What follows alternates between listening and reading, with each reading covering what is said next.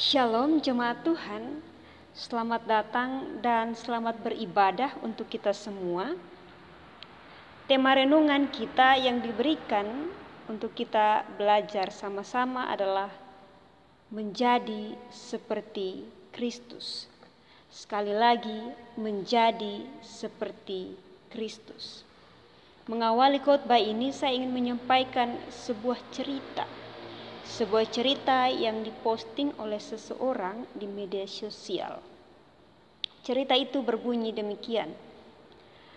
Aku tidak akan pernah melupakan pengalaman ketika aku pindah di tahun pertama kuliahku. Gejolak emosiku memuncak saat aku menghadiri kebaktian khusus bersama rektor.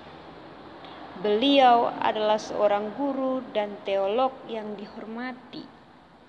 Orang tuaku antusias untuk mendengar khotbahnya dan bahkan menyalaminya. Bagi mereka, beliau adalah seorang raksasa iman. Di akhir pidatonya, beliau melakukan tindakan yang luar biasa untuk seseorang dengan status terhormat sepertinya. Beliau meminta semua mahasiswa tahun pertama untuk maju menghadap mimbar dan berlutut menerima berkat. Saat sang rektor dalam usianya yang melampaui 70 tahun mengenakan setelan resmi, turut berlutut hingga hampir terjatuh. Beliau kemudian menengadah tangannya ke atas para mahasiswa dan berdoa untuk kami.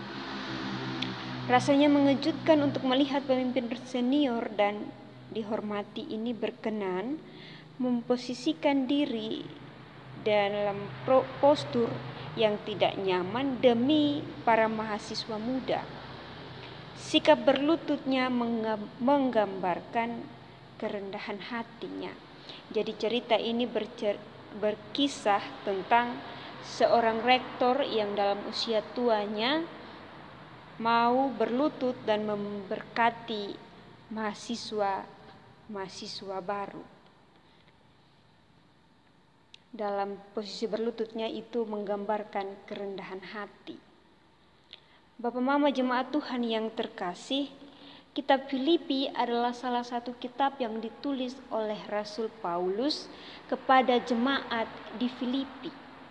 Tujuan Paulus menulis surat ini adalah untuk menasihati jemaat di Filipi supaya tetap percaya kepada Kristus, karena jemaat di Filipi pada saat itu sedang berada dalam situasi di mana sedang berkembangnya ajaran sesat yang dibawa oleh pengajar-pengajar sesat, sehingga Paulus takut bahwa mereka ini akan termakan oleh ajaran sesat ini, sehingga Paulus menasihati mereka untuk tetap percaya kepada Yesus. Paulus juga menasihati mereka untuk tetap bersatu dan hidup seperti Kristus. Dalam suratnya, dalam bagian bacaan kita, Filipi pasal 2 ayat 5 sampai ayatnya yang ke-8, Paulus menasihati para pengikut Kristus untuk selalu rendah hati dan berpikir seperti Yesus. Kebanyakan dari kita akrab dengan gambaran Yesus sebagai seorang pelayan yang rendah hati, seorang pelayan yang halus, lembut, dan juga baik hati.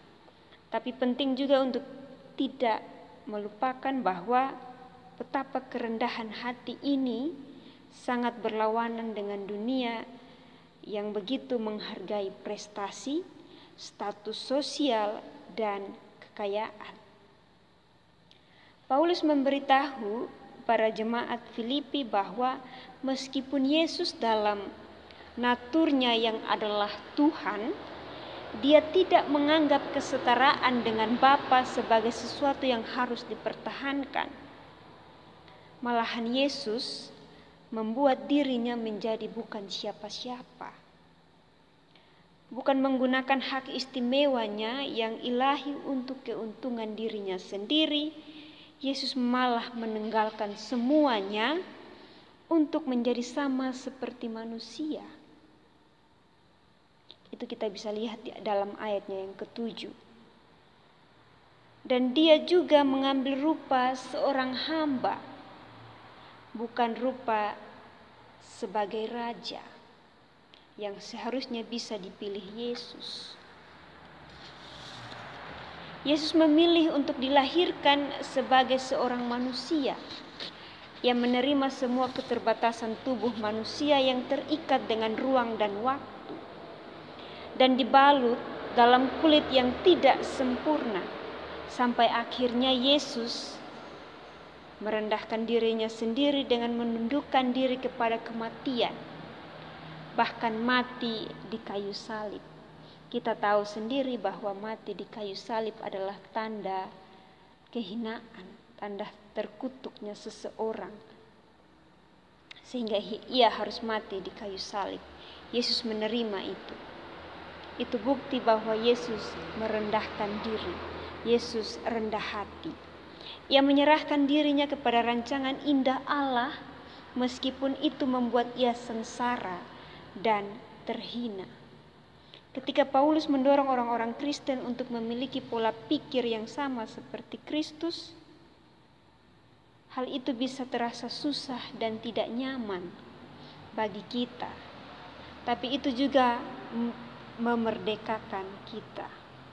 Ketika kita bersedia memiliki kerendahan hati, kita bisa keluar dari jerat perlombaan mengejar kekuasaan, kejayaan, dan kekayaan yang dunia agung-agungkan. Kita bisa mengaku bahwa kita memang terbatas. Tidak ada satu yang tidak ada, tapi ada satu yang tidak terbatas. Dengan kerendahan hati kita bisa mengakui bahwa kita ini terbatas, dan kita juga bisa mengakui bahwa ada satu pribadi yang tidak terbatas. Dialah Kristus. Bapak Mama jemaat Tuhan, daripada mengejar posisi yang lebih tinggi, kita belajar untuk melayani dari bawah. Dengan kerendahan hati, kita dapat tidak berusaha untuk tampil sempurna, tapi kita bisa menerima dan menghargai keterbatasan kita. Dan kita pun bisa dengan rendah hati menerima apa yang telah diberikan Tuhan kepada kita menjadi bagian dan rencananya yang indah. Kita bisa bersyukur dengan kekurangan kita. Itu karena kerendahan hati yang diberikan Tuhan. Tanda kerendahan hati adalah seseorang bisa memposisikan dirinya sama dengan orang lain. Tidak menganggap dirinya lebih tinggi atau lebih hebat, lebih pintar dari orang lain. Tanda yang lain ketika seseorang memiliki rendah hati adalah berani mengakui kesalahan. Karena gengsi sulit bagi seseorang untuk bisa mengakui kesalahan di depan orang lain, bahkan di depan Tuhan. Mereka lebih memilih menyembunyikan kesalahannya dan berlaku munafik. Itu tanda bahwa seseorang tidak memiliki kerendahan hati. Seseorang yang memiliki kerendahan hati, ia berani mengakui kesalahannya di depan orang lain dan bahkan di depan Tuhan. Yang kedua, tanda bahwa seseorang rendah hati adalah mau belajar dan diajar. Proses belajar itu tidak hanya terjadi di sekolah atau di kampus, tetapi juga terjadi di sekolah, tempat kita berinteraksi, bergaul, berbaur dengan tetangga, dengan sesama kita, dalam persekutuan kita di gereja. Pada akhirnya, jadilah pemimpin gereja, pemuda, serta jemaat Tuhan yang rendah hati seperti Kristus. Rendah hati bisa menjadi perenungan agar kita tidak memiliki sifat yang sombong. Orang yang rendah hati cenderung tak selalu menganggap dirinya lebih tinggi, lebih hebat dari orang lain. Bapak Mama jemaat Tuhan, sifat selalu ingin tampak lebih dari orang lain dan keangkuhan pada umumnya mendorong seseorang, mendorong kita untuk selalu mendapat pujian, ingin selalu mendapat pujian dan perhatian. Padahal sebenar-benarnya pujian ialah saat ketika kita dapat menempatkan diri di mana kita berada, tanpa memaksakan kehendak untuk dipuji. Sebab pada satu sisi pujian adalah bonus, tapi di sisi lain pujian juga adalah jurang kematian. Mengapa jurang kematian? Karena ia bisa menjadikan seseorang besar kepala dan puas seketika. Maka dari itu saat mendapat pujian, ada baiknya untuk kita selalu rendah hati dan menganggap pujian itu sebagai motivasi untuk terus mempertahankan sisi baik kita, daripada kita menganggap diri kita lebih tinggi, lebih hebat dari orang lain dan tidak tahu memposisikan diri kita sama dengan orang lain. Mari kita rendah hati dan mempertahankan sisi baik kita dari apa yang telah kita capai sampai saat ini. Di akhir khotbah ini saya ingin menyampaikan sebuah kalimat pendek. Jalanilah hidup selayaknya. Matahari dilihat orang atau tidak, ia tetap bersinar.